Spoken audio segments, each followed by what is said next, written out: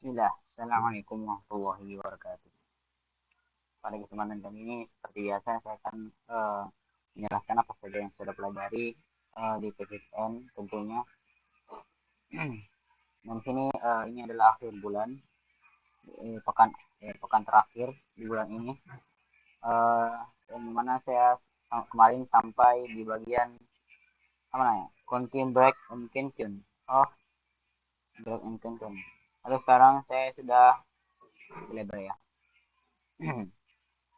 Pertama kita akan bahas label terlebih dahulu. Label ini merupakan penanda yang bisa digunakan dengan kata kunci break dan continue. Secara defaultnya saat kita melakukan break dan continue, dia akan melakukan terhadap perulangan, di mana kode break dan continue itu digunakan. Dengan menggunakan label, kita bisa melakukan break ataupun continue terhadap ulangan yang kita inginkan. Asalkan pada perulangannya kita gunakan label. Untuk membuat label, kita bisa gunakan nama label lalu diikuti dengan titik dua. Nah, ini ada contohnya yang mana ada log i dan ini perulangannya dia yang pertama yang let i 0 dan sampai 100 ya.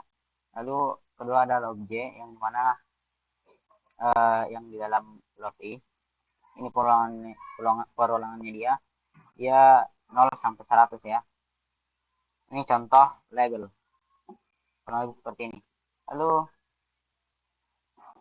eh, kode content atau break di label ini menggunakan content ya, kurang lebih seperti ini. Kita bisa lihat log i ini 1 sampai 10 dan di log j dia itu 0 sampai 100. Nah, sedangkan di dalamnya ada if yang dimana jika sampai 10 dia akan continue ke log i. Berarti let j ini dia hanya sampai 10 dan langsung loncat ke log i ya, dan terulang-ulang terus seperti itu. Berarti hanya 10 sampai 10. Dia nggak bakalan bisa sampai 11 seperti itu. Lalu selanjutnya kita akan bahas for in, yang dimana for in ini merupakan perulangan for yang digunakan untuk mengiterasi seluruh data properti di objek atau indeks di array. Walaupun for in ini bisa digunakan untuk array, namun tidak direkomendasikan untuk array karena biasanya kita jarang sekali butuh data indeks atau untuk array. Kita bisa menggunakan untuk array ini menggunakan for of. Uh, nah, kode for in di objek ini kodenya contohnya. Ini untuk objek yang dimana ada objek yang namanya person dan memiliki 3 buah properti. Yang mana properti ya gini, first name, middle name, dan last name. Ini yang disebut properti, bukan property value. Nah, di sini kita akan menggunakan for in. Ini contohnya ini aja singkat.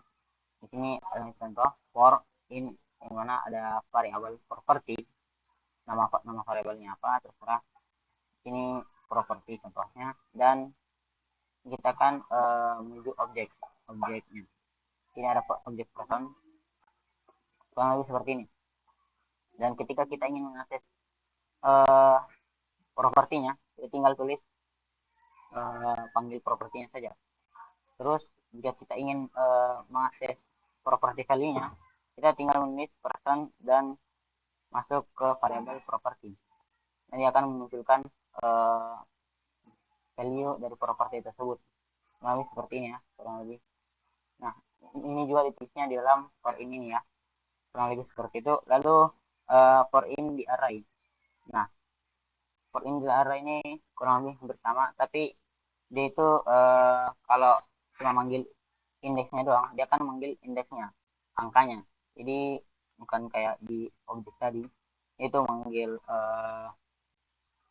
propertinya. Tapi kalau di array itu manggil indeksnya, kurang lebih seperti itu. Ya hampir sama ya.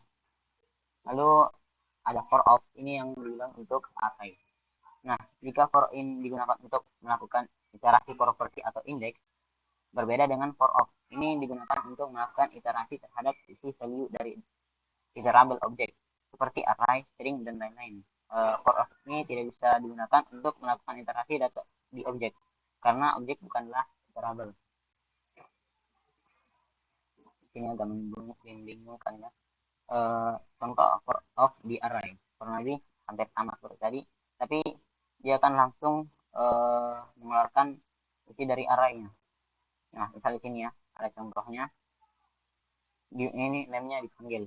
Jadi dia langsung munculkan echo Corina misalnya dia akan memunculkan tiga apa namanya? Tiga tiga value ini. Nah, jadi dia nggak kayak yang di for in tadi. Dia nggak ngambil indeks, dia langsung ambil value-nya. Kurang lebih seperti itu.